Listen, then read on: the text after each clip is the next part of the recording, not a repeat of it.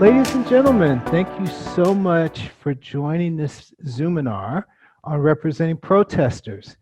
And I will remind you, in case you haven't looked, Cynthia Anderson-Barker has generously shared some printable information on representing protesters. That information was sent to you in advance. My name is Gary Williams. I'm a professor at Loyola Law School, and I have to say how much I am honored to participate in this panel discussion today. That is due to the critical importance of the topic and to the incredible credentials of our panelists. The Trump administration is now threatening to send federal law enforcement officers into cities to arrest protesters. So I think we can expect an even greater need for attorneys who are willing to represent protesters in both criminal and civil proceedings where they've been arrested, assaulted, and dispersed unlawfully and unconstitutionally. Each of our panelists today has extensive experience representing protesters. I'm happy to report all of them are proud graduates of Loyola Law School and exemplars of the school's commitment to the pursuit of social justice. I'm going to introduce them in alphabetical order using their last names. So our first panelist is Monique Alarcon. Monique is currently an associate attorney with the law firm of Baum Hedlund Aristei Goldman. She's litigating police misconduct, consumer fraud, and pharmaceutical company liability cases, in addition to doing work on behalf of protesters. Before she joined the Baum firm, Monique was an associate attorney for 3+ years in the law office of Carol Sobel. There, she did extensive civil rights litigation, focusing on police accountability and protecting the rights of the homeless. Most importantly for today's discussion, Monique handled extensive litigation on behalf of the First Amendment rights of protesters. Our next panelist is Cynthia Anderson-Barker. She currently has her own law firm which specializes in plaintiff civil rights litigation and class action litigation. During her legal career, Cynthia has amassed extensive experience representing protesters in civil and criminal litigation. Cynthia's firm does public policy advocacy, and currently she represents Los Angeles area street vendors whose property has been confiscated and destroyed by law enforcement without due process. Prior to forming her own firm, Cynthia was an attorney with the Working People's Community Law Center, where again, she specialized in civil rights litigation, challenging police misconduct, and defending criminal prosecutions. Our third panelist is Brendan Hamme. Brendan is currently a senior staff attorney with the Disability Rights Legal Center, where he investigates and litigates impact litigation protecting the rights of disabled people. Before joining the Disability Rights Legal Center, Brendan was a staff attorney with the ACLU Foundation of Southern California for 7+ years. At the ACLU, much of Brendan's work focused on advising and representing protesters and doing advocacy work on behalf of protest groups in Orange County. Brendan defended a union accused of violating a noise ordinance during demonstrations, and he also obtained permits for community groups where they had been denied by local authorities. Brendan is also, or was, the lead counsel in litigation challenging the misuse of informants by the Orange County District Attorney's Office and the Sheriff's Department. So as you can see, our panelists are well qualified on this subject. This session will address ways to get involved for attorneys who wish to represent protesters. It will also address some of the practical and ethical considerations of doing that legal work. Conceptually, there are 3 broad ways attorneys can provide assistance to protesters: defending criminal prosecutions, bringing civil actions on behalf of protesters seeking restraints on unconstitutional or illegal police activity, and bringing civil actions seeking damages for protesters who have been harmed by law enforcement misconduct. I will ask each of our panelists to address some broad topics related to representing protesters, each based upon their experience. If you have questions as the discussion progresses, you may submit them via the chat function. Given the limited time available, I will pose questions to our panelists, those that advance our exploration of how attorneys can best become allies in the current struggle for social justice. And with that, I will kick off and ask each of our panelists, starting with Monique, to discuss how you have wound up representing clients. Monique? Thanks, Professor Williams, for that introduction. I think a large part of doing this really righteous social justice work is yourself as a person, as a lawyer, as an activist, being involved with the community. So really getting to know the grassroots organizers who are on the ground organizing these demonstrations is a huge way of having clients come in who have suffered whatever harm they're suffering. Our experience has been sort of working with groups like Los Angeles Community Action Network, of course, Black Lives Matter Los Angeles, Venice Justice Committee, by being out and doing these like informal organization and gathering with people sort of on a regular basis. You get to know the community. And so when stuff comes up, they say, hey, we need a lawyer. This person was injured by the police at this demonstration. Can you represent them?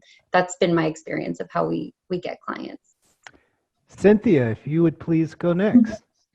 Well, what Monique says about being embedded in the community and listening to the community is so critical to how I started out getting involved around political protest cases. First of all, what groups would come to us. For example, there was a group in Maywood who said our cars are immigrant drivers are being racially profiled, and the local police department is setting up these checkpoints, profiling immigrants and then impounding their cars. So we said, okay, we'll come in, let's do a legal clinic, and let's try to get their cars back. And so we started doing all this volunteer pro bono impound hearings. And then out of that advocacy and data gathering, we then filed litigation. Besides doing all the pro bono criminal representation, we ended up filing a lawsuit. So we developed relationships with the community in order to begin to build the foundation for challenging the larger policy problems. And so it's existing relationships, and it's also a lot built on trust, because folks who call and ask for help, they just don't want anyone. Who are you? How do you establish trust and confidence? And I think for a lot of it, it's been because we do a lot of pro bono representation in criminal court of folks who don't know anything about the law or the process. And so we do a lot of know your rights orientations for community groups about what's going to happen to you if you get arrested at a CD action. Here's how it works. So we offer that service. And then if they suddenly get arrested, then we say, okay, we'll find some attorneys to go into court. So that's how we build the relationships. Okay. Brendan, if you would discuss your experience representing protesters with the ACLU, how did you wind up making those connections? Sure. Well, I will third the importance of working in the community. I can't stress that enough. At the ACLU, obviously, we have a reputation for First Amendment expertise. So we get a number of intakes through our intake line. I did a lot of work working with protest groups directly, giving them advice on the bounds of the First Amendment, what was protected, what wasn't protected, so they could make an informed decision about whether or not to engage in civil disobedience.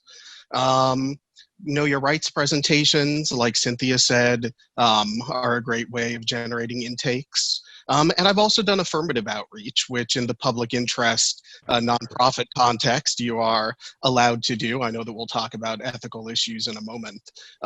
But reading news stories and then finding people through Facebook or other social media and doing affirmative outreach to them that way. Great. It depends on the goal of the litigation.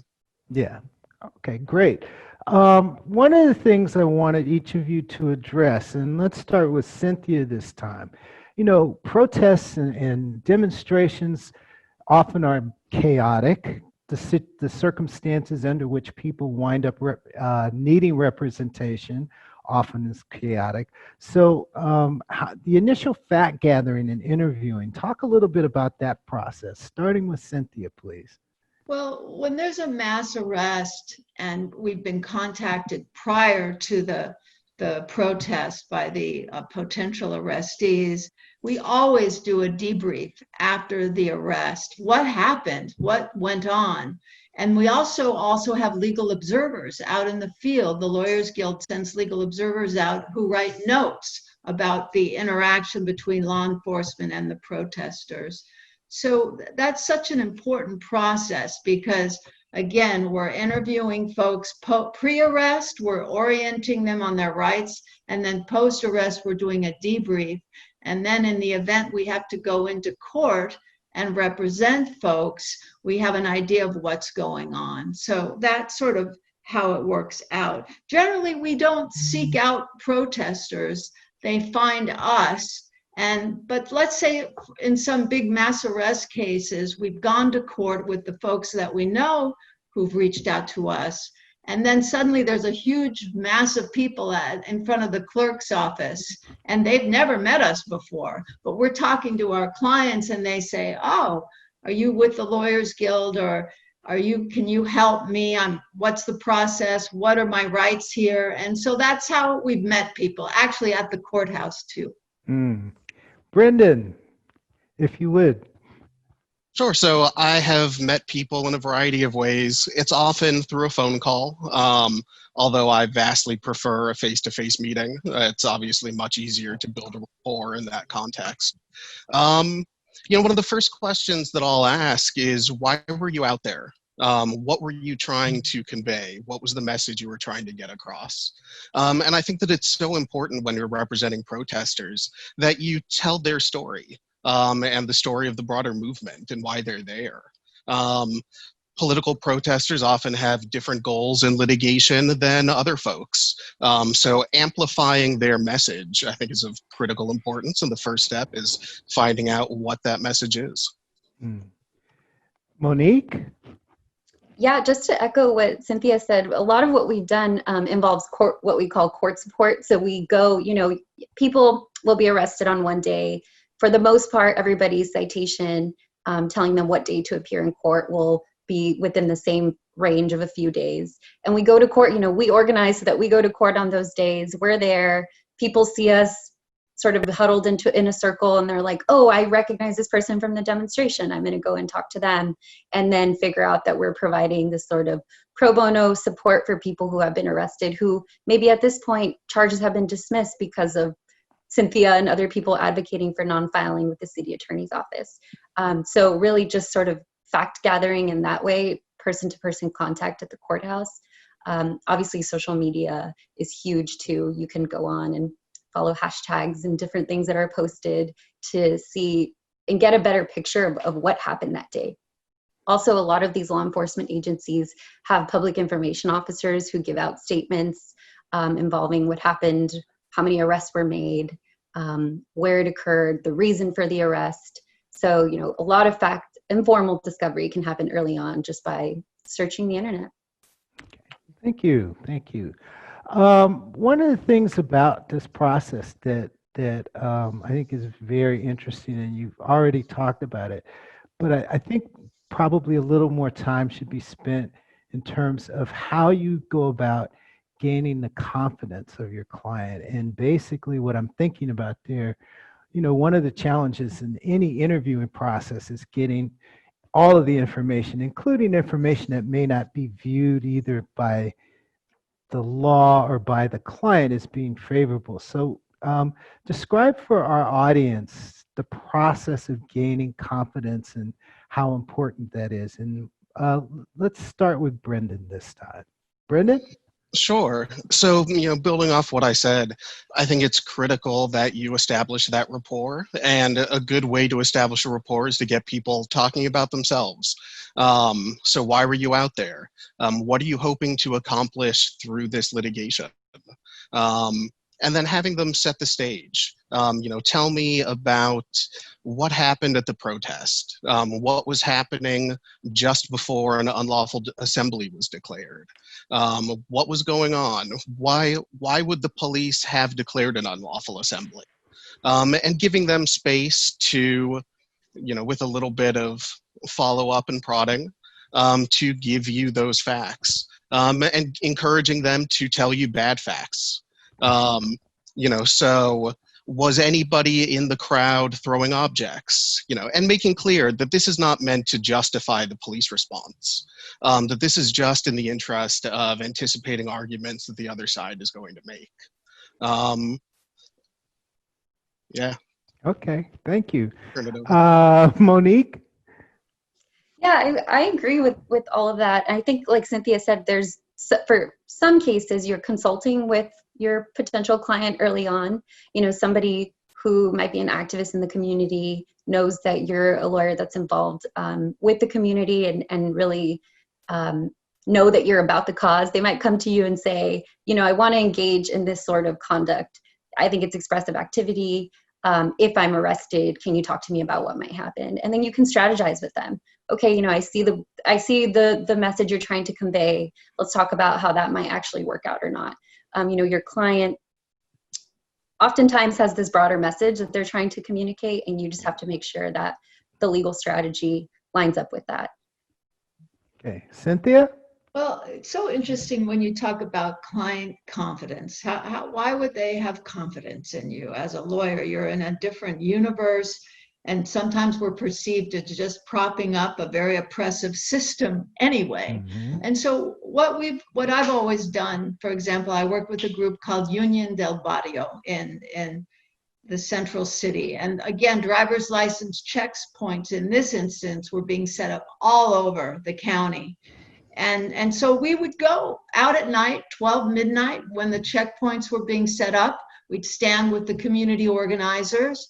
We'd talk about what their rights were, and then we'd interface with the police, and they could see us pushing back against law enforcement. That helped us gain some trust. And so then if arrests occurred and the organizers would then say, well, let's meet with the clients, we had a relationship. We would put ourselves out on the line. And that's true at demonstrations.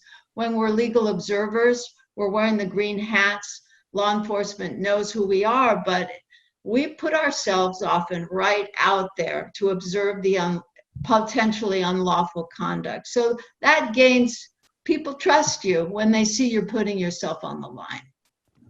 Thank you.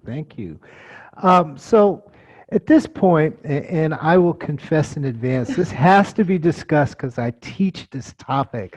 I'm going to ask our panelists to discuss ethical issues that they have encountered while representing protesters. So let me start with Monique. I think it's a little bit hard. I haven't done a whole ton of criminal representation, serious criminal representation, just infractions that goes to trial. But I know that there's an aspect of being mindful in your civil cases, if you're doing like a mass protest litigation, sort of what discovery you have, and making sure that doesn't in any way interfere with like a criminal matter that's ongoing with members who also participated in that demonstration. So just sort of being mindful of the implications of having sort of damaging information that you might not want to make sure that doesn't come into this criminal case that you're not involved in as the civil litigator. Cynthia. In criminal cases that I've handled with a large group of arrestees, the court will sometimes let us represent 4 or 5, but what we generally like to do, and then you have to get a conflict waiver from the court. You have to apply for that, and your client has to agree here's the potential conflict, there's no conflict with the other arrestees.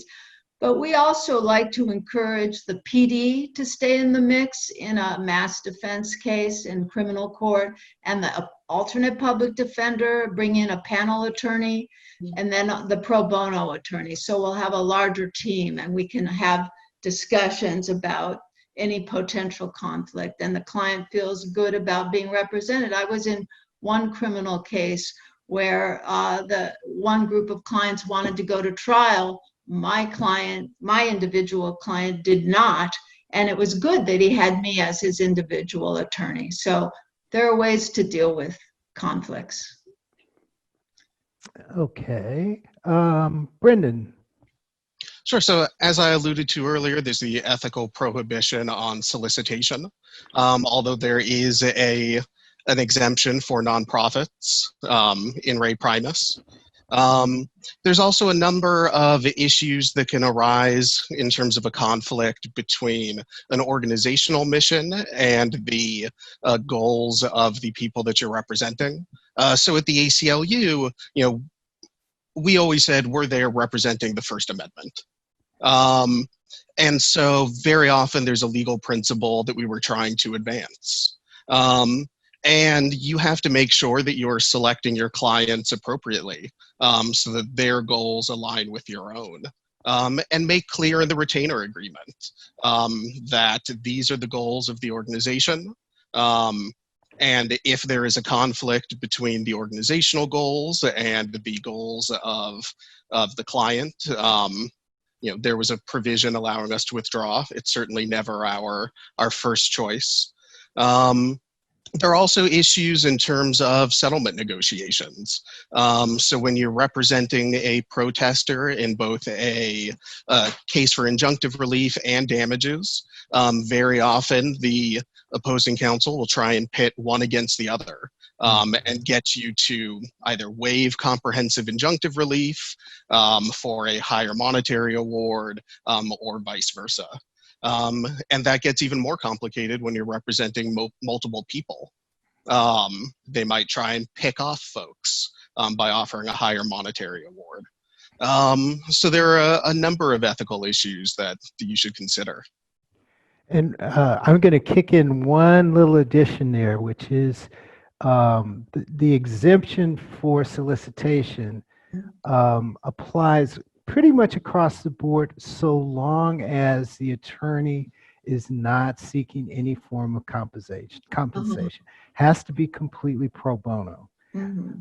We've had an interesting question from the audience. I'm going to break into our sort of plan a little bit and ask each of you to talk about how lawyers can get involved if they want to represent protesters, given the tenor of the time. So Cynthia, if you would kick off and just give people your suggestions for how lawyers can get involved in the struggle. Sure. The NLG-LA has a mass defense committee comprised of a large group of attorneys who want to do pro bono criminal defense. And so I would encourage folks to go on the nlg-la.org website or to directly email one of the coordinators of the Mass Defense Committee. Her name is Rachel Steinbach, and her email is steinbacklaw, STEINBACK law @gmail.com. That's how you could get involved directly. Brendan, how can people get involved if they want to help with the representation of protesters? Your suggestions. Sure. So the ACLU of Southern California is always looking for volunteer attorneys. We have a growing list. So reaching out to the ACLU of Southern California and expressing your interest. At Disability Rights Legal Center, we also take volunteer attorneys. So if you're interested, please reach out. Can you tell people what kind of contact information, if you have it handy, for getting in touch with either Disability Rights and or ACLU Southern California? Sure. So I think reaching out to the Legal and Advocacy Director, Melissa Goodman, mgoodman@aclusocal.org. Melissa, I hope it's okay to share your information.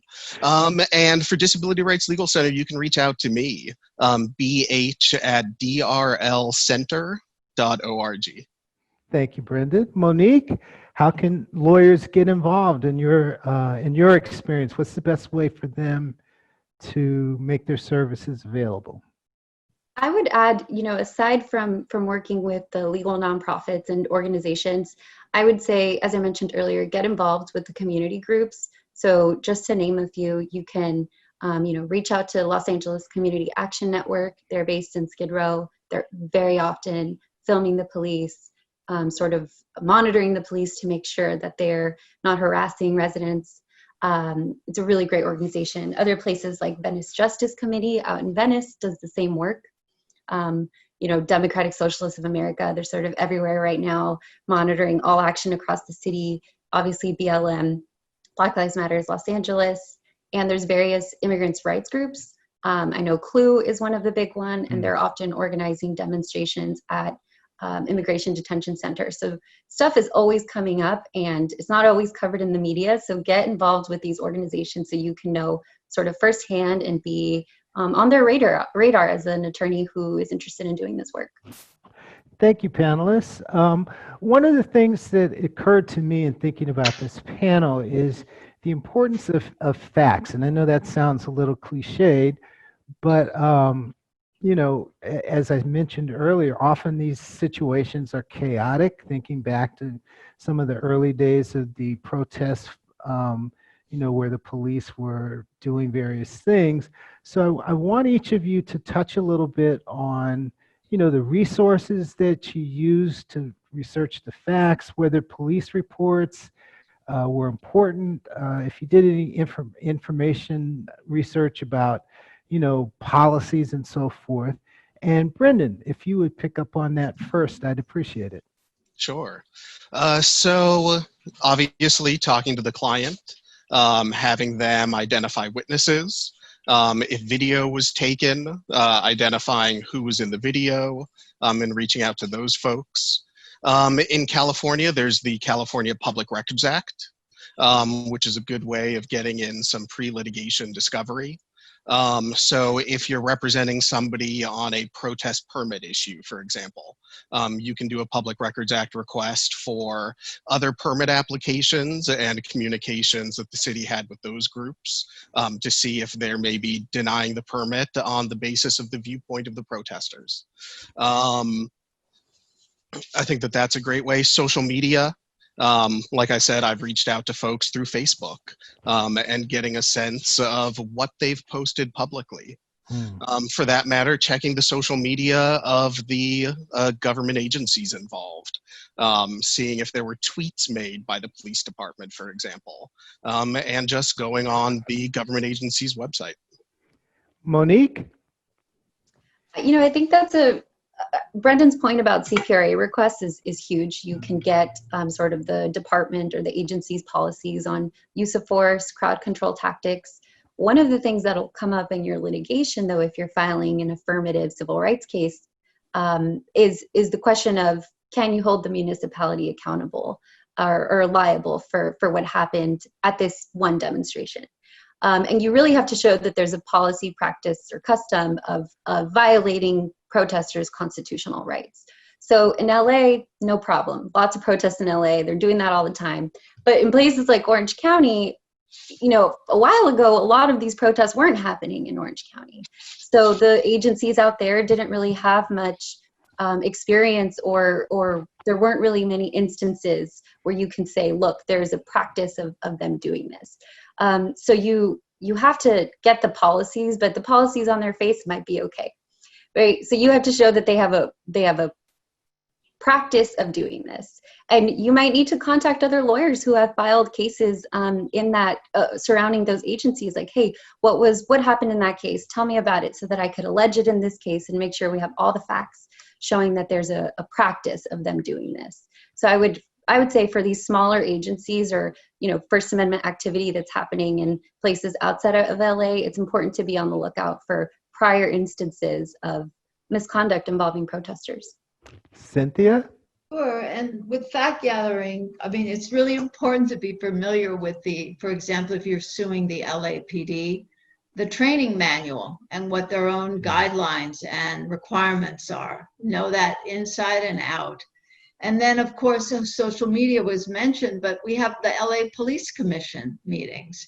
And it's important to know what's being said by whom, especially the chief of police, at those meetings. And if you're targeting the sheriff, the same for him. He makes so many damning statements in the press all the time, and he tweets all the time. He's seeking himself. And so again, just being able to look at police commission meetings, social media, and press conferences. For example, Chief Moore held press conferences during the recent demonstrations. Well, what does he have to say? And that's the fact-gathering piece.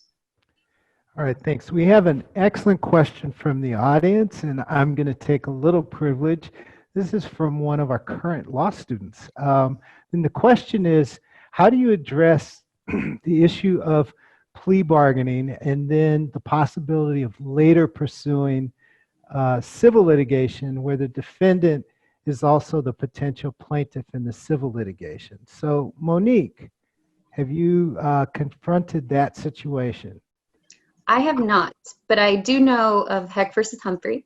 So you got to read that case because that will absolutely affect your ability to file a 1983 case following an arrest.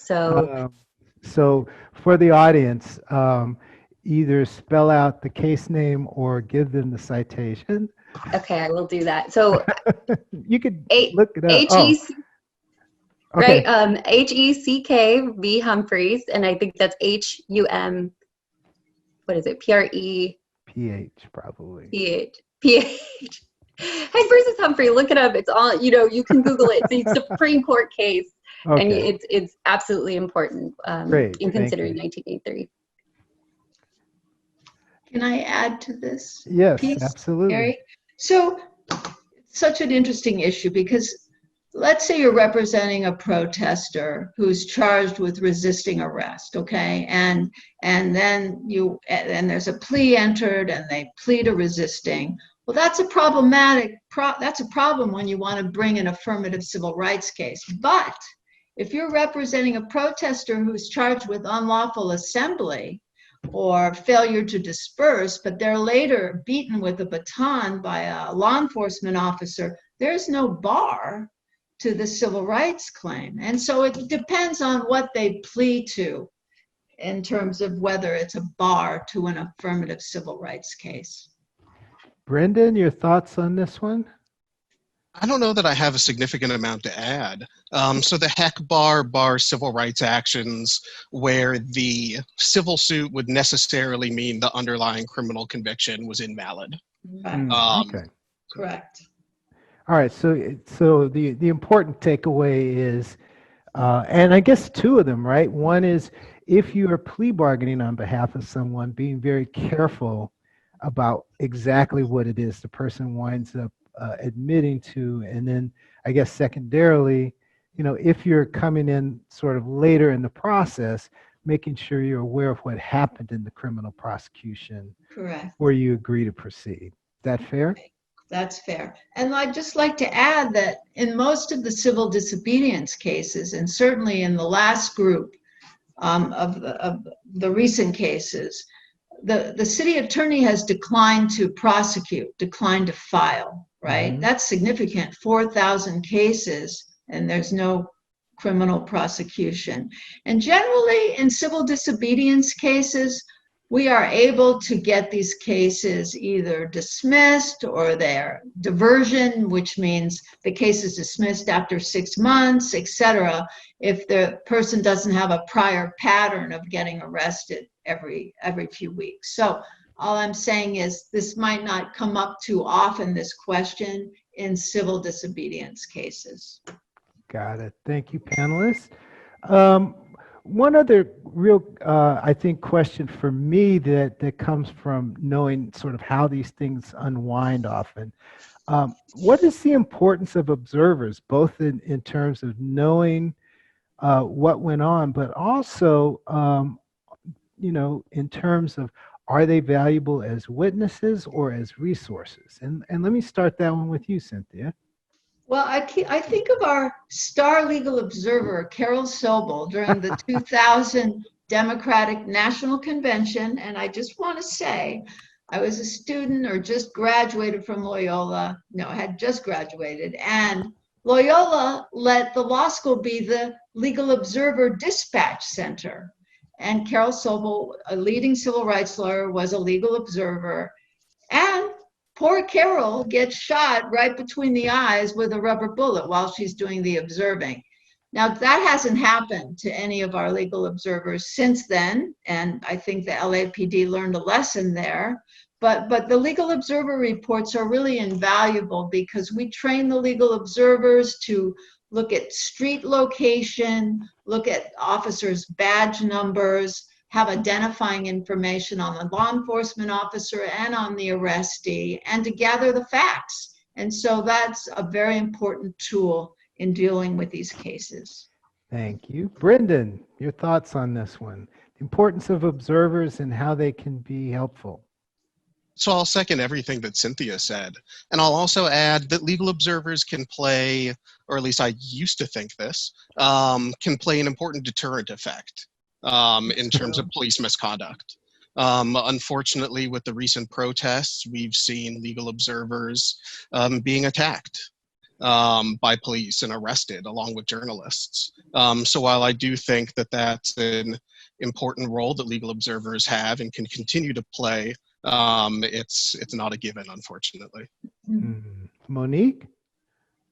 I echo everything that's already been said, and I would just add, the main purpose of legal observers is to observe the police and monitor them, and not so much the demonstrators that are on the ground. And so, there's ways to get legal observer training. Definitely reach out to any of the orgs that we've mentioned and sign up so people can be aware of what their role as a legal observer would be. So that would be, right, an opportunity for some of our audience members, if they don't necessarily want to do litigation, to serve as observers in these kinds of situations. That would be great. Yeah. Yes. Okay. And I'm going to do one other thing at this point. I suspect all of you have seen the video out of, I believe it's Portland, where the federal law enforcement of some category arrested a protester where they had no identifying information. They were dressed in essentially military fatigues. Your thoughts about that situation and what we might expect going forward? And I'll start with Brendan. It is absolutely horrifying. This is something that is a hallmark of totalitarian, authoritarian governments, not something that you ever expect to see in a constitutional democracy. And it's making a mockery of our First Amendment values. When the military can kidnap people off of the streets and throw them into unmarked vans, our democracy is in crisis. And that's why this is such an important event. Monique? I echo that sentiment completely. When you're in a traffic ticket proceeding, the officer has to start off with saying, I approached this person, I was in a black and white patrol car, I was dressed in this uniform, I was in the county and city of Los Angeles. You have to establish jurisdiction, their right to, first of all, detain you. None of that is happening here. Setting aside the First Amendment right that people have to engage in. My question is, was there an unlawful assembly declared? Were people advised that they had to leave the area? We know nothing about what's happening there, and it's really concerning. Cynthia? Right. So none of the due process guarantees or protections are in place. But what I found heartening is the fact that, was it the Attorney General of the litigation that's going to take place against the feds for stepping in and violating people's civil rights. Gary, do you know who all the players are in that litigation? What I know at the moment, and it's pretty sketchy, but I know that the state and the city have sued the federal government, and I also know that the ACLU of that area has filed litigation on behalf of some of the people who were detained. I've heard secondhand, so I can't absolutely say that this is true, but that one of the things that seems to be happening up there is that if the protesters who are detained under these circumstances assert both their right to counsel and their right against self-incrimination, that by and large they are then immediately released. Which, you know, to me highlights the importance of education in all of these situations so that people know what their rights are. I can't vouch for that last piece of information, but I've heard it from a reputable source. So yes, and let's just hope, you know, the president has threatened to send these people into other cities. Let's hope that that's one of his empty threats as opposed to something real, but I think it's something we do have to worry about. We've had an excellent question from the audience, and Brendan, I'm going to ask you to start out, and I'm going to preface this with some facts because it's important. This is from a person, one of our audience members. Several protesters have told me the police herded young people into close quarters in a bus during the pandemic.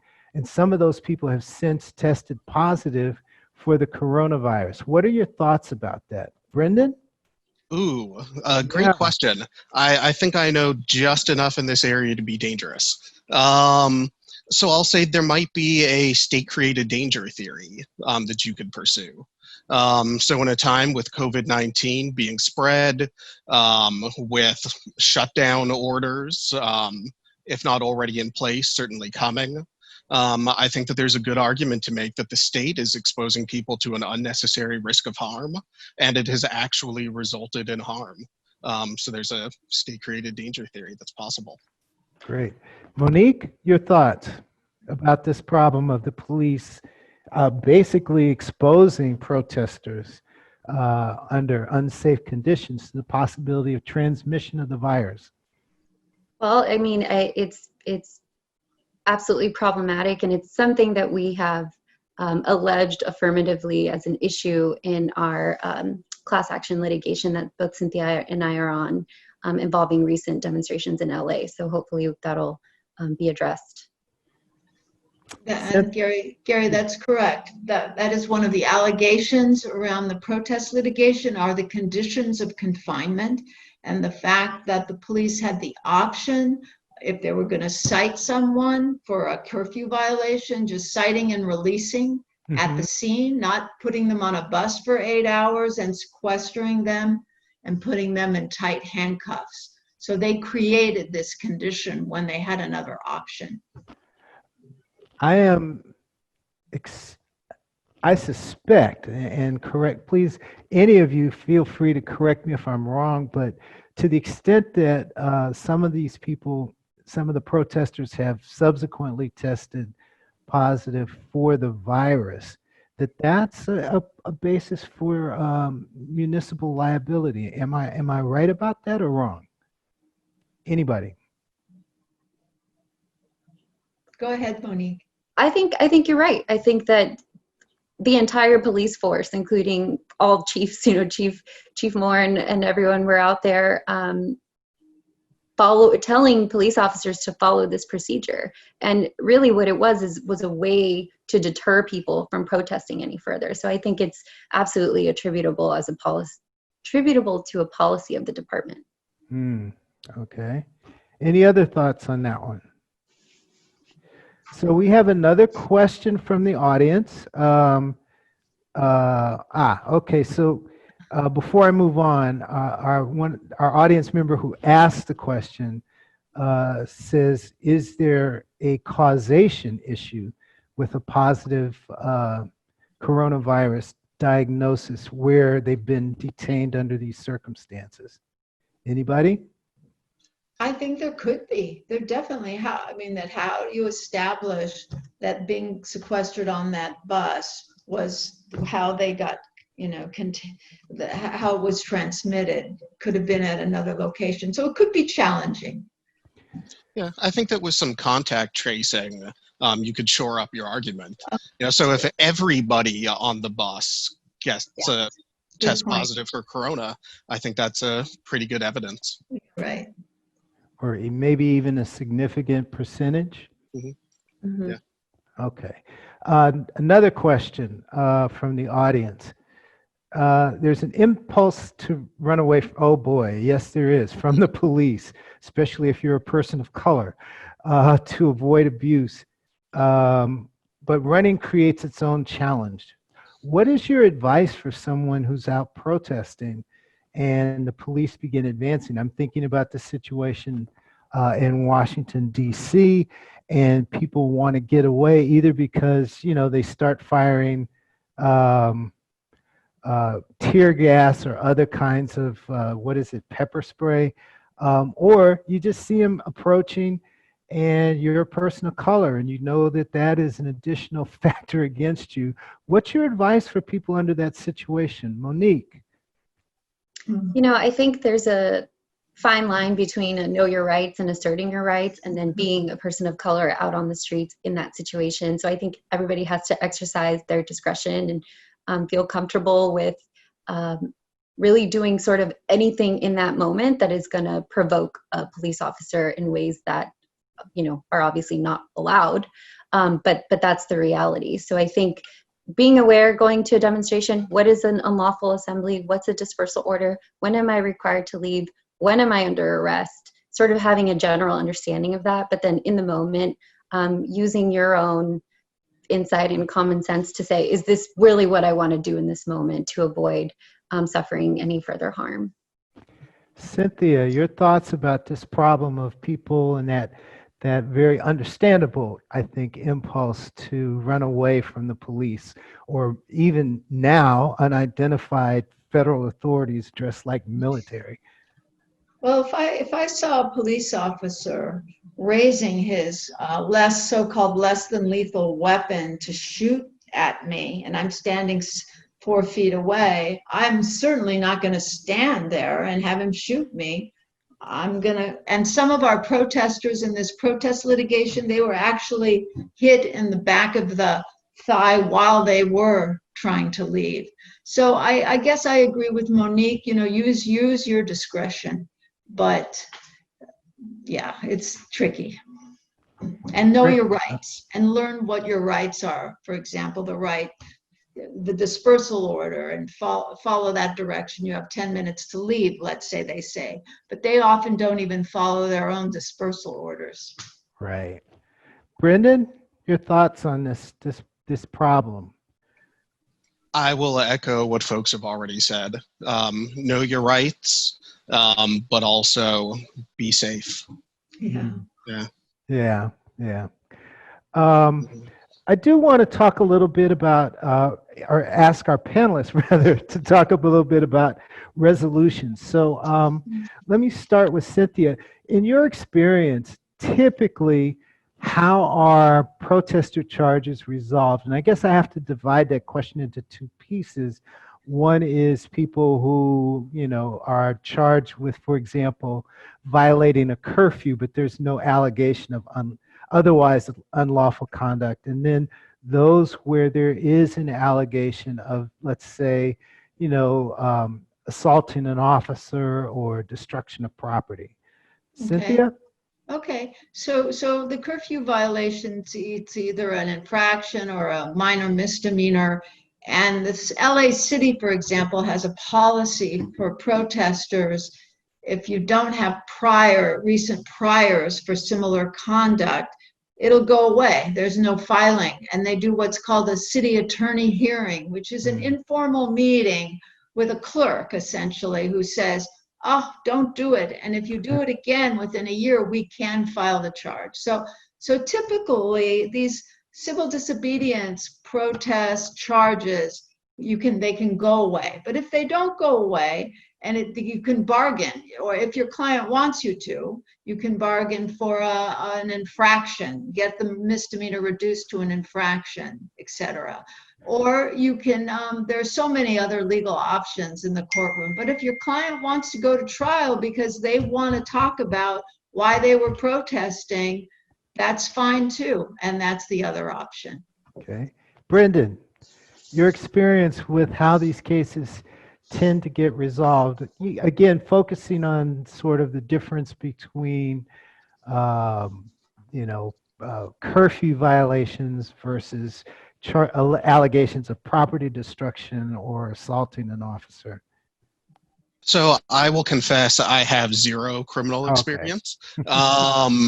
You know, the process for resolving civil litigation, very often, at least in the context of permits, I've had success with demand letters, sit-down meetings with city officials to walk through the route that the client is proposing, the historical significance of it, and see if there are compromises that can be reached without compromising the message of the protest. And then other matters have to go to litigation, and they're very frequently resolved on summary judgment, or after a filing for a TRO or preliminary injunction. That's when municipal entities will come to the table.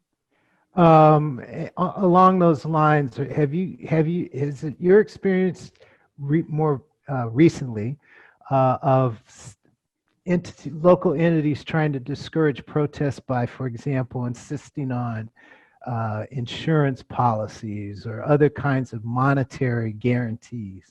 Or is that something they don't try these days? No, we see it, or we saw it constantly in Orange County. Government entities demanding $1 million insurance policies and indemnification agreements, and agreements to be responsible for any damage caused by any member of the protest. And the First Amendment says that the city can recoup actual costs.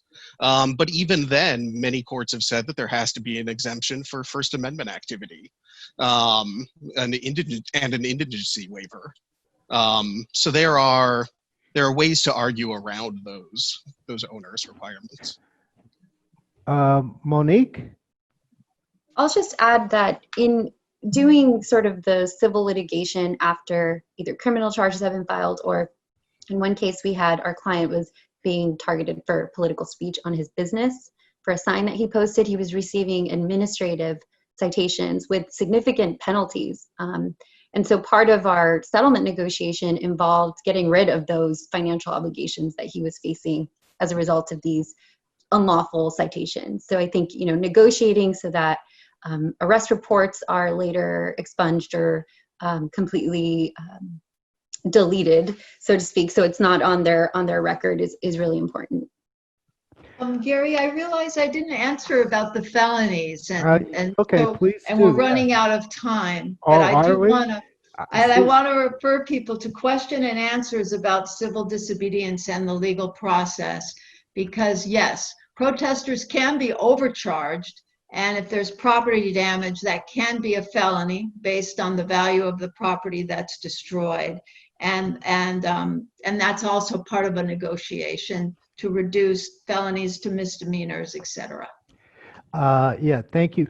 We have another question from the audience that I think is really important. Are any of you familiar with litigation to hold the organizer of protests liable if someone loots during that lawful protest?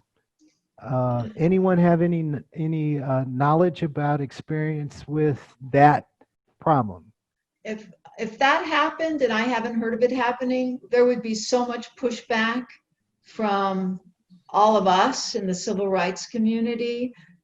Folks have a right to protest and demonstrate, and if some liability occurs during that process, I haven't heard of that happening during this recent round of actions.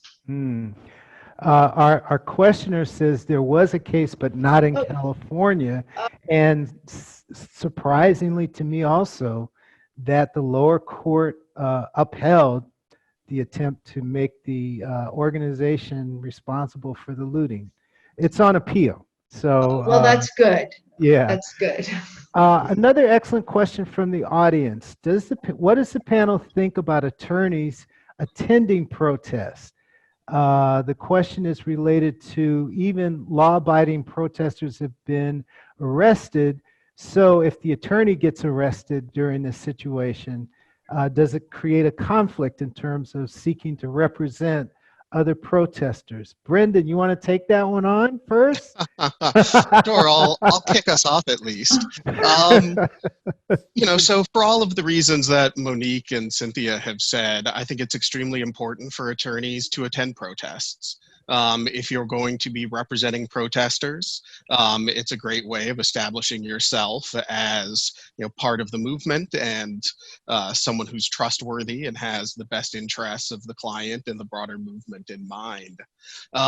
If you are arrested, you certainly don't want to be a witness in the same case that you're representing the client. So there's an ethical issue that could raise. But I tend to think that the benefits of having attorneys attend outweighs those potential drawbacks.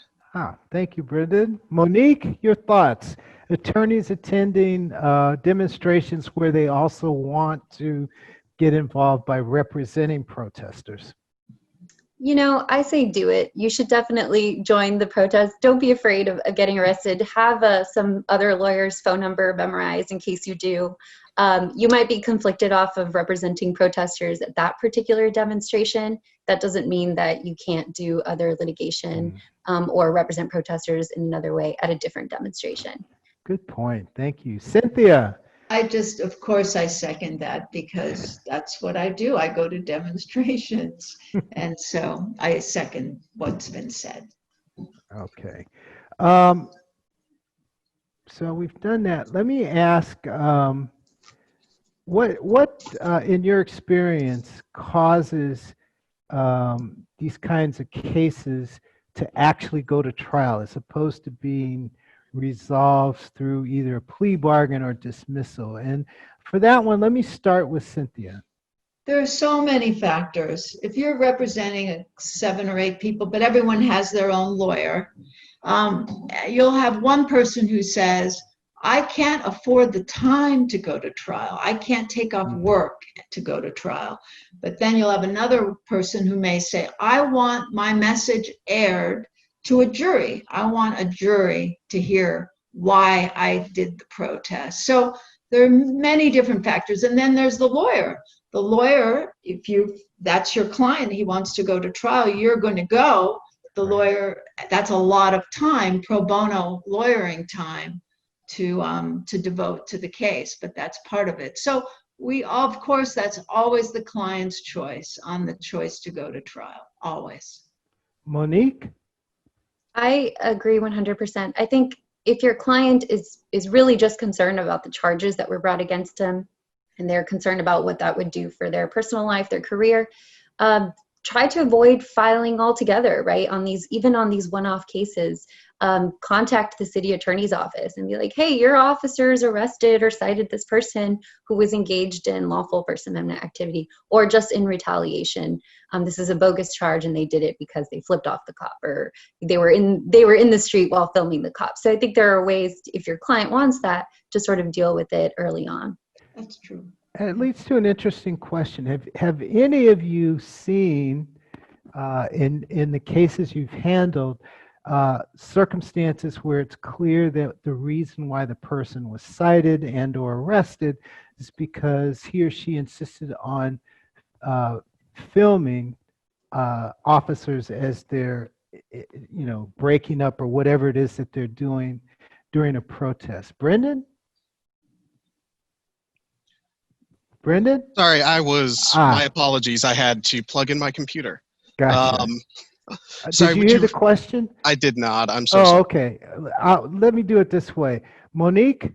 Yeah, absolutely. I've represented a organizer in Skid Row who runs a nonprofit down there for filming the police and was subsequently arrested. And the police always come up with a reason. Well, they were here when we told them to be there. They were in the street. So they try to justify the unlawful arrest sort of after the fact.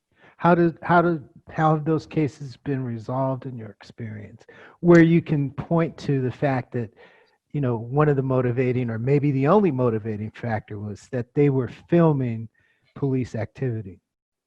So oftentimes, and this is why I haven't had to deal with the heck issue, the criminal charge that they were taken into custody for is never filed on.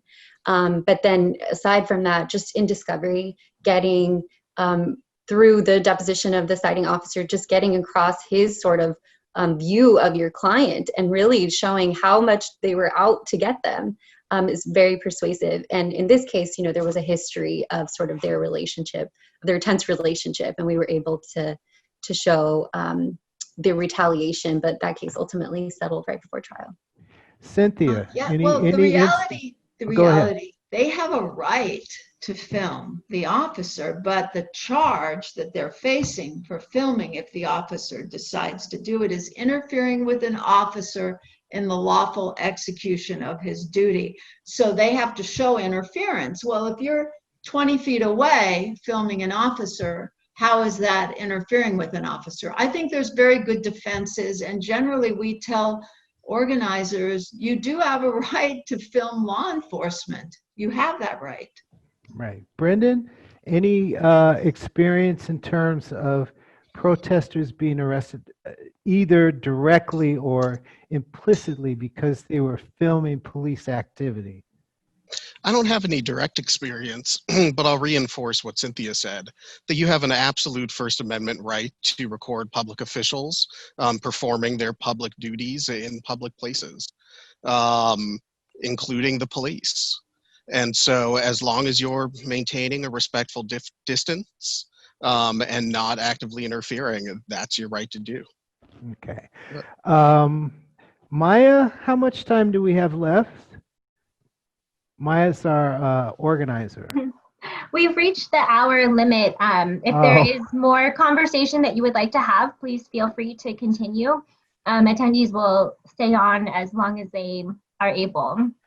Okay, I think I will just ask one other question, and then I will invite our panelists to share just general thoughts. In thinking about this area, and I know we've talked about it a little bit before, but would each of you share the best way, in your view, for attorneys to get involved if they want to help people who are protesting? And I'm going to, for the moment, indulge protesting peacefully. And I'll start with Brendan. The best way to get involved is to get involved. Be out there on the streets. Be part of the movement. You can approach the organizers and offer that you have some type of legal experience, assuming that you are competent to provide that sort of information to them. But you just be out there, be part of it, and be mindful of your role when you're doing that. Let the folks who are in charge do the leading. Don't try and be out there and grab the mic. That's not your place. Your place is to, you often hear the phrase giving voice to the voiceless. Folks already have a voice. It's your job to use your power and privilege to amplify those voices. Cynthia? Oh, 100% agree. And I would encourage folks to get trained to be a legal observer. And the role of the legal observers is not to lead, but to let the organizers lead, but to be there on the ground to observe. So that's one way, get trained. And then the other is join the Mass Defense Committee, volunteer to do pro bono criminal defense. And if you're new at it or not comfortable with it, because you don't have the experience, other lawyers are very experienced on that network, and they'll mentor you. And we really want to start mentoring new lawyers. That's how I got involved in protest cases. I was mentored by an attorney who just dragged me to court as often as he could. That's how I learned to do this. So please sign up, volunteer. Okay. Did I hit everybody on that one? Because we have a question. You didn't get Monique. Monique, thank you. I agree with what everyone has said. And if you don't have experience, don't be afraid. Partner up with a lawyer who does. That's how I've done it, and I certainly cannot do it on my own. Excellent question from the audience. Can a non-lawyer function as a legal observer? And if so, where can they get the training? Yes, non-lawyers. We have a number of non-lawyers who are legal observers. Just go to the NLG website, nlg.la.org, and definitely you can be a legal observer. Brendan? I don't have much to add to that. Okay. Monique? That's right. We welcome everybody. All right. So if people, non-lawyers want to be observers, the place to go is National Lawyers Guild, the LA chapter. Yes. All right. This has been a terrific experience for me. I thank each of our panelists for being so wonderfully informative and sharing their expertise. So let's wrap up. Monique, do you have any last words for this seminar? I don't, but I realized in the organizations I listed, I forgot to include the pro bono citation clinic that the NLG runs for unhoused individuals. And I personally have done 2 First Amendment infraction related cases that have come out of there. I encourage lawyers who don't have a ton of time to come to these monthly clinics. It's on the NLG website as well. Thank you. Cynthia? That is a great way to get started if you've never done criminal law, is the infraction clinic, because these cases aren't jury trials, they're bench trials. And it's a great experience. So please do that. Yes. Brendan, last thoughts, observations that you want to share? Sure. The First Amendment, it's the backbone of our country. It's the foundation on which our democracy is built. And so preserving it for our generation and future generations, it's of the utmost importance. Congressman John Lewis passed this, and it was a tremendous loss. But he said, ours isn't the struggle of a day, a week, or a year. It's not the struggle of a presidential appointment or a judicial appointment. Ours is the struggle of a lifetime, maybe even multiple lifetimes. And every generation and each person in it has to do their part. Beautiful. Ladies and gentlemen, Excellent. panel, thank you so much for sharing your time and your expertise. Ladies and gentlemen in the audience, thank you for joining us this afternoon. I will encourage you to get out there and get involved in the ways that our panelists have shared with you. Have a wonderful Thank you. afternoon. Thank you, Thank you all Gary. so much. Thank Yeah, you. thank you, Gary. Thanks, Okay. everyone. Thank you. Thanks, everyone. Bye-bye. Bye. Take care.